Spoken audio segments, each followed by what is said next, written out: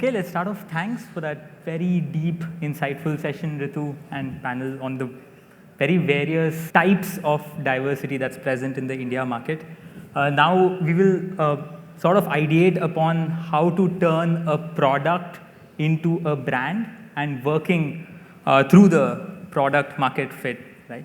My name is Pranav. I've been part of AppsFlyer for a while. I handle technical solutions and support, but lesser said about me, better, because we have like a very inspirational panel of product leaders here. So I'm just going to kick off with that. Please introduce yourself, go clockwise, name, company, what you do, your product journey, but more importantly, and this makes it fun, one word that your team would describe you with. The more candid you are, the more goodies we have. I'm Sai, and I head product for matrimony.com. So most of you would know it. The parent company that launched Bharat Matrimony, Jodi, and a lot others. So one of the very interesting products to work with, because trust me, it's not easy to get people married. So, and we do that. We are good at that. So what people at office or my team calls me, he wanted something candid, but I don't know if it's going to be as candid as Pranav expects, but they call me go-getter. Hi, I'm Apoorva, and I'm working with upGrad. For all of you who do not know what upGrad is, we are a higher education startup for working professionals. And just like how it's difficult to get people married, it's very difficult to also make them learn, because it's investment of time and effort and a bunch of other things. I don't think I can say exactly what my team thinks of me, but I'm going to go with the answer which is acceptable. I think passionate would be a word, or a tenacious would be a word for that. Hi, Himavant here, and I'm currently leading the marketplace, leading the product for the JioMart marketplace business. Second person hired in the marketplace business to set up the JioMart product, JioMart marketplace, and setting up the product function there. And as you know, JioMart, we sell everything right from a small needle to a refrigerator. So again, working on expanding further selection and serving customers. So one word that the team would describe me is compassionate. Myself, Dilip Chandra. I head the product and analytics for an organization called Arha. It's a video streaming platform which is focusing on Telugu and Tamil markets. So we are a 100% regional, local video streaming platform. I'm called a smiling assassin. Ooh, smiling assassin. Nice. Right. Okay. Thank you. So who's getting the goodie? I will choose after the panel. Right. So we'll set some context, and then we will dive in to the meat of the matter. Talking about app usage, which is sort of drastically, significantly, and exponentially scaled over the last few years, right? The pandemic, although unfortunate, inadvertently brought a lot of users online for the very first time, and this trend is only growing. Mobile, face it or not, forms a core pillar for our business. For most businesses, obviously exceptions aside, but it does form a huge engine, right?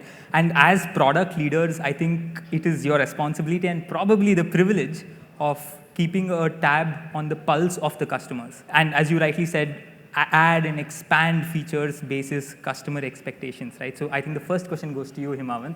How do you continuously do this in terms of understanding this consumer behavior post-pandemic, but in general, and then add experiences that cater to this growing expectations of customers, and also balance business objectives? So that's a complex question, but over to you. It's simple. The answer is simple. Continuously listen to the customers. And it's very important to listen to the customers and understand what they are saying. And it is even more important to understand what they are not saying.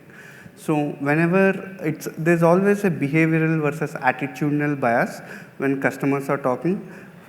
That means when you go and ask a customer what you would like to do, the customer might say something, but provided an opportunity to really work on, really do something, the customer might say some other thing. So while listening to customers, it is also important, you should look at that behavioral data patterns and really understand what the customers want and what their pain points are. And once you understand this, what their pain points are, you will also see what is the biggest problem and what is the size of the impact, how many customers. Obviously, every one of us are resource constrained. We can't solve all the problems at a single go, so we need prioritization. The prioritization framework stems from the business impact, the size of the problem, and what customers really want. And once you do this, by baking in the business impact, you are solving the business objectives part of it. And once all of this falls in place, we are solving the customer pain point and actual behavioral pain points, what they are facing and which impacts the business. This is how we look into it. And also, we should be open to learning, understand our mistakes. It's like launch, learn, iterate. All the 3 cycles should be continuously done to improve the product or features. And it's good that you said the word experiences, not the features. That's the most important thing. We need to, anything what we develop, it should be a simplified experience for the customer. It should not be a feature. So the customer backwards thinking and the right prioritization will serve the business objectives. I really liked how you said, what customers say and what they do can sometimes be divergent. I really like. Sai, we'll come to what you said in your introduction, matrimony. It's an interesting space, and customer journeys might often be very long or sometimes very short for lucky people. But yeah, how do you manage handling that kind of a product journey? Because once the customer has found their match or their person, probably they will not come back, right? So how do you handle that? We don't want them to come back also. We want them to be happily married. Lovely. So how do you handle that with your business objectives? The product is a very high stickiness product. So what we see is when customers register, it is not that they are coming with a very clear preference or anything, There is lots of ambiguity generally in people's mind. Like, I think that is natural. Because when people start looking for a match, there will be multiple attributes that they might think is important. Some they might think it's good to have, some they might think it is must to have. But sometimes what happens is as months go by, they start realizing, okay, probably I should narrow this down, I should broaden this down, depending on what they see as a match or what they see as a response from the prospect. Because it is kind of two-way, right? It is not about me liking somebody, it is about the other person also liking me. So things need to really fall in place. And hence, what we see is the user behavior actually tells us lots of things in terms of what probably is going to be something like a moving target. So the product as such has to be very dynamic. We need to keep our eyes and ears open, look at data, look at insights, talk to our customers, keep tab on what we hear from them. There are multiple things at play here. While we say it is a long drawn process, some people, while we say that, we have even come across people who have found a match in half a day. There are people who are very lucky sometimes, they just register just like that, the first profile clicks. So it all depends on the preference, on what kind of match pool is available for them. But what makes it very challenging for us is this. As such, the behavior of the ecosystem is changing. We know that the generations are changing, the way people look at attributes that are important for marriage is very different when it comes to tier 1, tier 2, tier 3. And now with all this internet explosion happening, pandemic and all that, there are more and more people coming from tier 3. So if you look at our product, the TG is very heterogeneous. We will have to have a product cater to, say, tier 1 vis-a-vis tier 2 vis-a-vis tier 3. Men and women expect something different. And there is also a parent segment which is sitting there. There is a family which is sometimes playing a role because 30-40% of users, there are multi-users. More than one person in the family use it. And they have different expectations. A father versus a self-registered tier 1 male vis-a-vis a tier 3 female, they might have different expectations, different concerns. That is one part of the story. Now, coming to the other part of the story, what you asked for in terms of when they move out.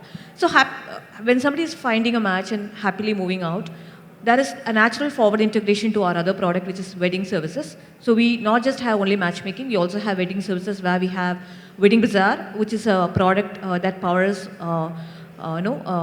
the users who have found a match to find vendors for their wedding at different scales and also mandaps. On top of it, if you look at the other problem that we, like any other app, any other domain, we also have is like how do we address churn? Because there are lots of people who come up with lots of requirements, but sometimes they get overwhelmed. Because, for example, if you take a tier 3 person who has probably not that great language proficiency, even a simple matchmaking app might be very difficult to use because the features are too overwhelming or probably the language is too hard to understand. So we have to continuously keep trying to innovate something to give that to them so that we can reduce the churn or probably keep them within. For example, we have a Vernac product which we launched last year to actually cater to these people. Otherwise, what we realized is these people churn out so fast because even though they haven't found a match, they keep churning because they find the basic app very overwhelming. So I think it is a combination of how do we retain existing customers by doing growth hacks, focusing on where it matters, at the same time trying to handle the behavioral changes that are going through in the ecosystem in general and which also affects matchmaking, plus addressing the scale that probably is going to come in through the tier 3 boom is what I feel is the answer. Wow, that's a lot of personas to manage. Wow. Okay. Apoorva, EdTech is very, very different from the typical user journeys, typical product journeys and business models as well, right? So how do you work and focus on building high engagement features? And more importantly, how do you make users think without actually making them think and go through that product journey? I think that's a good subject for you. So yes, as you said, EdTech is very different because it's very high ARPU. It requires, and ARPU is one thing, right? It requires very high level of commitment from users. Having said that, you have two types of users at all times. Users who know exactly what they want and they want to achieve that. Users who do not know what they want, but they have a goal in mind. So for us, when you say, how do you build products, right? Or how do you build features specifically to make them understand what they want is a different ball game altogether versus the users who know exactly what they want and get them there. Having said that, across platforms, right, the only problem we face is time management. Because we're into the working professional segment. Nobody has the time. Everybody wants to do 100 things in a day. And whatever we build, we have to, whether it be curriculum, whether it be the engagement features on the app to make sure they keep coming back, everything is around time. And it's not just about making them understand what should they be doing, what they should not be doing, at what time they should be doing. We have we in fact found amazing insights where people, because they're multitasking, right? Everybody's a multitasker. They just forget that they have to learn. They forget they have submissions or assignments to actually think about and actually submit. So we started building things which helps them realize it's the learning time based on behavioral activities of users. How many apps are they using at that time? How many platforms are open? How many tabs are open? And based on a behavioral pattern of every morning, do they come on the platform around say 8 to 10 a.m., which seems to be the highest time for a user to learn, we start notifying them. It's time, it's time. This is what is pending. This is yet to be done. You're behind, you're ahead, you can skip today. So there are very behavioral patterns of products that we build to make sure the engagement is super high. At the same time, upGrad is in a space where while it is learn at your own pace, it is also monitored. And monitored very, very strictly. So it's a very good combination where if I have to finish a particular module of some concept, I will be given say 2 weeks to complete it. But at the end of 2 weeks, I will have some concept-based learning examination or assignment where I have to make sure it is also met. And that's something we're very proud of because I think we are the only startup in EdTech that has approximately 80% completion rates, which is very high for EdTech, right? And something which we, as I mentioned, very proud of, but it gets difficult to get there. So we also then end up building products which will make people understand why completion is important to achieve your goal. So we have something called an outcome predictor. As to you had a goal in mind, and that goal is gauged at the start of the enrollment itself. During the course of the program, where are you at exactly? If you need to course correct, we keep telling you. You're lagging behind. You need to switch from A speed to B speed. So we have these kind of products to make sure, because the course journey is also extremely long. Right? It's not something that learning is never easy anyway. And if you want to achieve outcomes like we have, which is either a transition into a new role or aspiration for a new role or just purely professional confidence, you have to make them understand and tell them this is what you wanted. And if you cannot spend this much time, or you can't put in this much effort, it's going to get very difficult towards the end of it, and you will not achieve that goal. And as I started, at the starting I mentioned, it's high ARPU. everybody expects to achieve what is set out for. So all our features are very varied that way, but everything depends on what the user wants. And hence whatever we build, it's very behavioral oriented and it's very personalized. Wow. Okay, thank you. Dilip, let's come to you. OTT and entertainment, these are like buzzwords in the last 3 to 4 years because a lot of us are coming online for the first time and actually starting to consume this content, right? And I think Arha Media specifically is making regional OTT mainstream. This is one of the mottos that is present, right? So the addressable market is quite huge, but there is also that much of supply. We have, I think, close to 40 different OTT players catering to the demand that's there in the market today. So what are the main trends for your specific customer base and their experiences that you're building for, right? And what are the kind of analytics that you do to cater to this specific customer segments? I think we all have, at least 2 to 3 OTT apps in our, phones, in our TVs. We are always shuffling between, platforms to make sure to consume what our, favorite content per se is. But let me tell you an interesting story. There's a dominant language, there's a significant language. I think India predominantly, 80% of it is dominant language, and 20% of it is, dominant plus, there's probably one more language. Let me give an example. So my dad, who's a doctor, he speaks, English. He speaks, he can communicate well. He can, well versed with Hindi also. But at the end of the day, when he goes back to his reading, his entertainment access or news channel access, he falls back to Telugu. The mother tongue always rules over any other language. It's as simple as it, right? It's dal chawal at the end of the day. Whatever you do, you travel countries, you want to come back to your dal chawal, and that's the dominant language, and that's the biggest USP that we have built our platform on. Now, yes, there are 40 plus OTT applications, addressing different needs of different customer base. But I think there is a pure focus OTT per language that is required, and that's where we are catering. Quick numbers: almost 100 million Telugu population, India and abroad. We are 100% Telugu. That's what we started, and then we are recently forwarded into Tamil, out of which almost 50% of it is digitally active video audience, and just seeing about the paying potential of this audience is almost 10 million only in Telugu, and that's the potential of a single language what India has to offer. And for domestic biggies or international OTT platforms who are offering the same content, for them regional is multiple languages, but for us regional is Telugu only. For us regional is Tamil only now, right? You need that dedicated focus to serve cater to the needs of audience, I think, which is predominantly resting on the dominant language. On the analytics part, I think what we do is we captivate stories. We build stories of the land, stories that people relate to from the particular land, and that's how we were able to build such a good. We were able to be one of the market leaders in the Telugu space alone, and now Tamil coming through. Predominantly, we use data to understand the content consumption patterns, understand the nuances of what their likes are, what their dislikes are. Is it really content that can drive? Do we have to continuously acquire a Kantara or a Pushpa or a KGF? It's not sustainable, right? What else can we do to make sure we become that platform which is parallel to linear television, right? Continuously, we are reading the data to learn the consumption patterns of their audiences.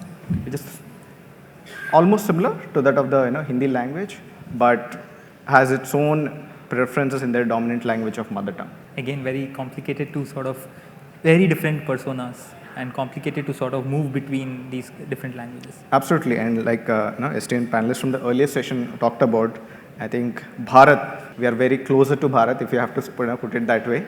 The needs of the tier 2 and below, when we're building an application or when we are commissioning a content, when we are putting out a new feature out of the market, it's extremely important to build the same thing for somebody in an AC cabin, have a flagship iPhone or a Samsung, versus that Jio phone which is just sub 2,000 rupees, has a 2.5-inch screen. So extreme ends of the spectrum, but you still have to serve the same need. both of them want the same thing. They want to enjoy their favorite content, and they both want to enjoy the content in their favorite, dominant language, as simple as it. So rest is, we'll have to figure out, what we want. And the needs are definitely different, each of it, but at the end of the day, they want their entertainment quota of the day. So I think we spoke about how category and customer behavior shape up the product, right? And product typically owns the product market fit charter, and you work with growth and marketing teams to sort of achieve your goals of user base. So I'll start with you, Sai. How do you build your brand's relationship vis-a-vis the customer retention policy at play? So how do you do that with your own brand? So I think ours is, the product is the core, it's the nucleus, because end of day, what we market, what we sell, everything is based on what we do. So one thing that we do is like, it is very clear that we'll have to maintain certain health metric once the customer is acquired on the platform. While the marketing team gets the customer, it is the key responsibility of the product team to ensure that we get the right experience for the customer. So there are a few things that we do. One is, there are very great focuses on the NUX. The new user experience is something that we take it very seriously, and all our metrics that we measure in terms of CSAT, for free members, paid members, all of that is in a 30-day cohort, because we think if the new user's experience is right, then rest is taken care by itself. So that is one thing. So we do lots of focus in terms of getting that act right. It's not about acquiring the customer, that's just one beginning that we could do, but a lot more has to be done in terms of getting the customer into that ideal customer definition. So we try to figure out how do we drive the customer to complete his profile, how do we ensure the customer sends out the first interest, how do we ensure that the customer sees X number of profiles, and again, whether the app can be downloaded if somebody is using through the desktop or the PWA, or if the person is kind of vernacular, then we try to see how do we enable interactions between the prospects, because they may not use chat, they may not use, say, messaging, they might predominantly use WhatsApp kind of things, which are more native to them. That is how we try to build our features. So each of the product that we have for this NUX, if you look at the product user experience journey, everything is like very different, because we believe that we have close to 300 products, and each of these products, they have a different purpose, different TG. So it's very important for us to get the math right in terms of having the right user experience for the right product. Otherwise, the marketing efforts would be defeated, because we might actually get a customer who churns out because he or she feels there is a disconnect. For each of the products that we, or at least the major product verticals that we have, where the TGs are very different, the marketing and the product team has to work hand in hand. Otherwise, there will be a alignment issue.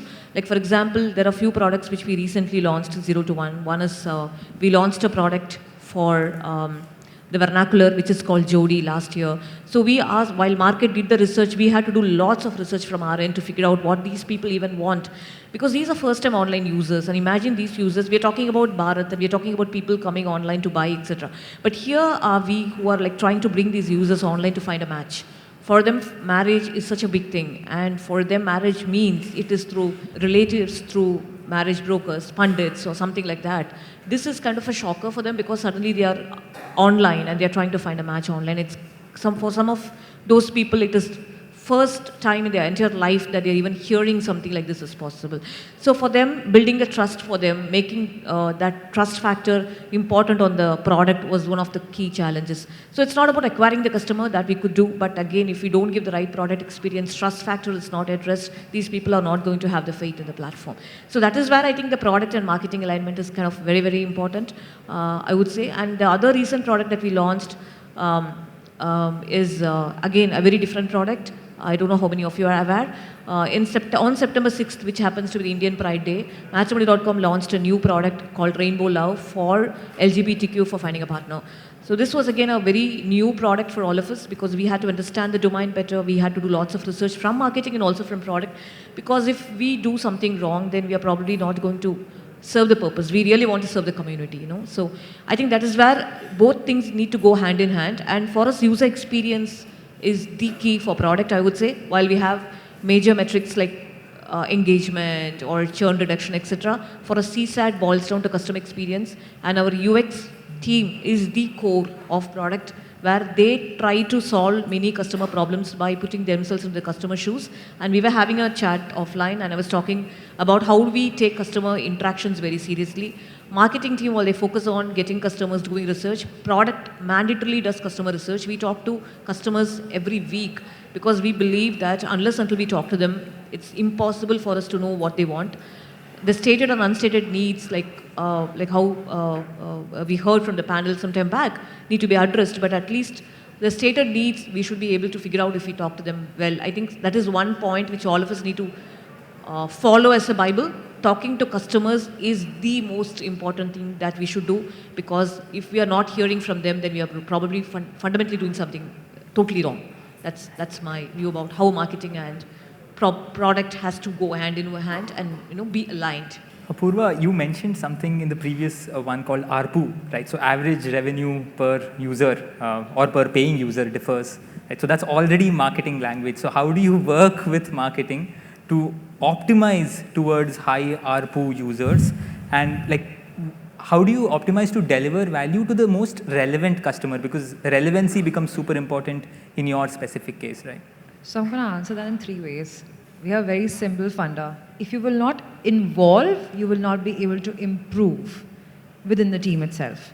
If you're not able to involve all the stakeholders that are working with you with a similar objective and similar agenda to bring the correct user and do the matchmaking, in our case, a learner with the outcome, you won't be able to, however good your product is, and if you're not able to explain the same experience or what the outcome would be to a user via the marketing channel, you might as well not do it, right? So it's extremely important for us to involve not just marketing in our case. You have business stakeholders as well, right? You have the entire leadership that has a vision of 5 years, 10 years, everybody to be involved. So what we've done essentially is the product team owns some guardrails. All right, we have some MECE metrics in place as to which team should be doing what and which capacity should they be helping in. No doubt about it, product managers are the gatekeepers of making sure a problem statement is being discussed and not a solution. There is first principle approach being used for building all solutions. There is proper user validation happening. At the same time, all of this is happening for multiple user personas that a product would have, right? So just like as Sai mentioned, she has 300 products. I might have one, but I have 7 personas. Because upGrad has, or we position ourselves now as a lifelong learning partner for career success, because career does not stop at just one age group, right? So from anywhere between 18 to 54, your personas keep changing because the objective at that point in your life is every time different. You might want to just build a better network. You want to change something. You want to change your entire transit into a new role altogether, right? So we have 7 personas. And along with each stakeholder that we have, and I'm using this word very carefully because I want to go a little away from just the marketing team, every stakeholder now understands these personas. And making sure these personas are understood across the org is also product's job. Right? So building these guardrails and making sure that every solution is really well thought through. So we scrutinize our solutions. So we have something called a scrutinize session itself, which is internally called SS. A scrutinize session where every solution is shown to every important stakeholder, and we scrutinize everything out of it. Everything from the font, to the color, to the verbiage used, everything possible. Only then you can reduce the unknown, is what we believe in. And I think that's been working well for us. Himavant, over to you. I have always wanted to ask this question, and I'm having the privilege of asking it in front of everyone. When customers open your app, how often do they know what they would like to buy? And I'm sure you have some sort of analytics at your end to actually drive and understand that metric. And if they don't, how often do you indulge in nudges in product-led growth from a growth perspective and from a marketing perspective? How often do you indulge in that? And what are your system processes around that? The customers who know what they want to buy, it's pretty straightforward. They're very, very particular. They want to say Levi's jeans they want to buy, and they will search for it, and they'll add to cart, and they'll do the payment. For other customers who are into exploratory mode, you need to handhold them and help, such as personalized recommendations, similar things, what you like, based on purchase history. All of these are some of the levers which we continuously showcase to customers, say these are the some things what you need to look at so that you can buy. And thanks to the advancement in big data and these data processing during runtime, all of that, we are able to do the number crunching, and we are able to track every single click of customer throughout the journey, right from the customer opens the app to the customer places the order. Customer opens the app and customer searches for an item, view the detail page of it, and then add to cart, and then initiate a payment. So we do look at all this. This is the entire customer journey, and we follow this journey very closely, and every metric we track at an aggregate level.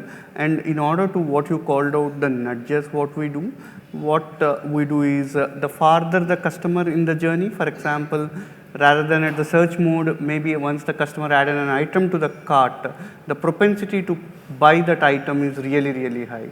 That's where we look at various customer segments, cohorts, and see where they are in the journey, and accordingly we will nudge them. Hey, something is lying in your cart, you might want to buy it. Hey, this payment did not go through, you might want to buy it. Where these nudges help customers actually complete the transaction and also help us close the loop with the customers. However, we do have a high bar on restricting that for everything we can't reach customer n number of times. It's kind of spamming the customer. So we'll have some kind of high bar, but that high bar will start with a magic number and then learn with customer feedback and all of that, improve, say that let's say not more than 5 messages for a customer per day or 3 messages per customer per day. Such kind of guardrails we keep, and restricting to that number, we send these nudges so that this helps customers make purchase decisions. Dilip, over to you. I'll come back to the demand and supply issue. We have around 60 million OTT users by the end of the year. This is the projection. And as I said, we have quite a lot of OTT platforms. So in that scenario, I think it becomes super critical for product and marketing to align and position AHA in a significantly distinct manner from the competition.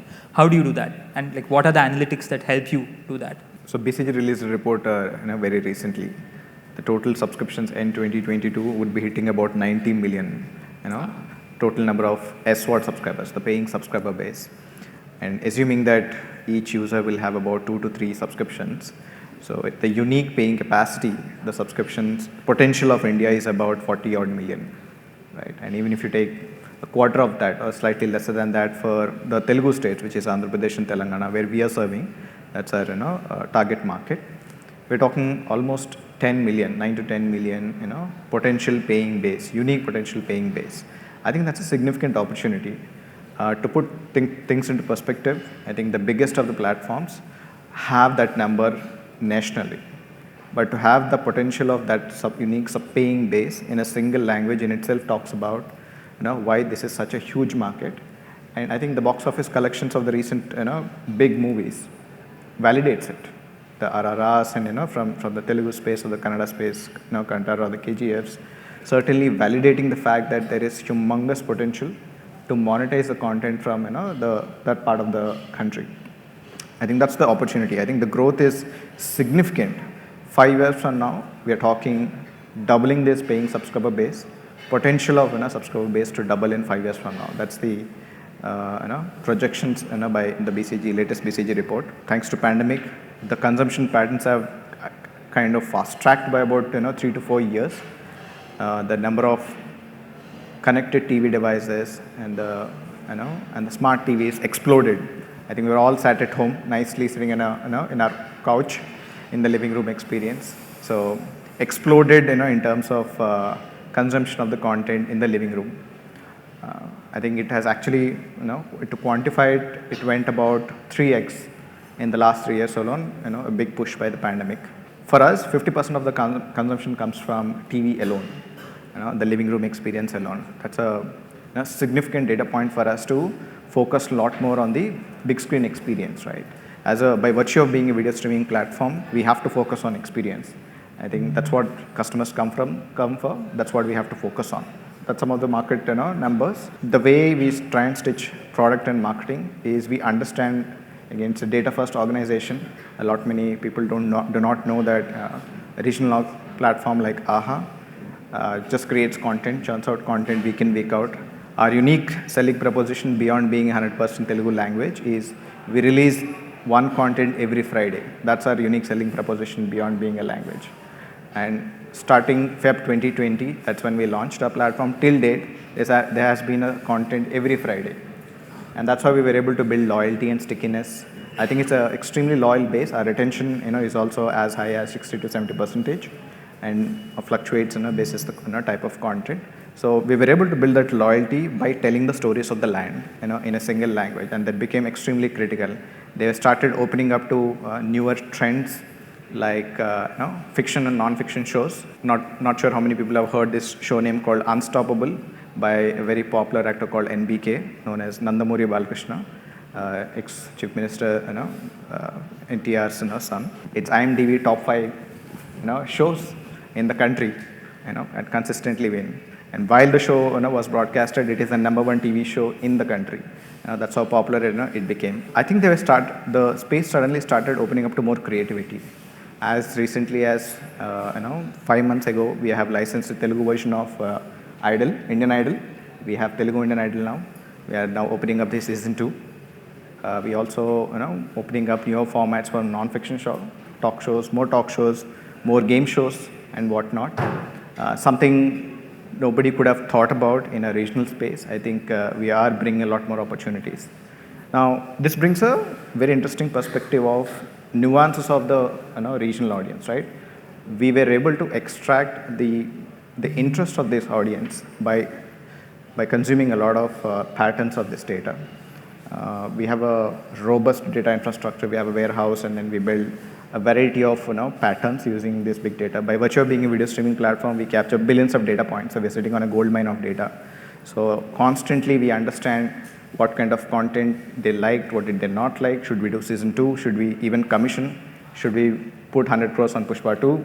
Is it really worth for a PNL, for a regional platform? So a variety of this problem statements that we work day in, day out to crack some of these decisions primarily around the content. Now, also using the same data, we build a variety of cohorts from the macro to micro cohorts. We understand not just who is free, anonymous, or a subscribed or a non-subscribed. We also understand the minute behavioral patterns, like one of the panelists were talking about. We do capture the behavior of the customer at every touch point on the application on the moment they come in, and we build micro behavioral targeting and retargeting campaigns. And that's where hand-in-hand efforts happen between product and marketing. Okay, that was a lovely conversation filled with insights on personas, insights on marketing, alignment with product marketing. It's lovely. Thank you so much for this. We will conclude now. And I hope that this insight from the product leaders really help us align between product and marketing and achieve magic together.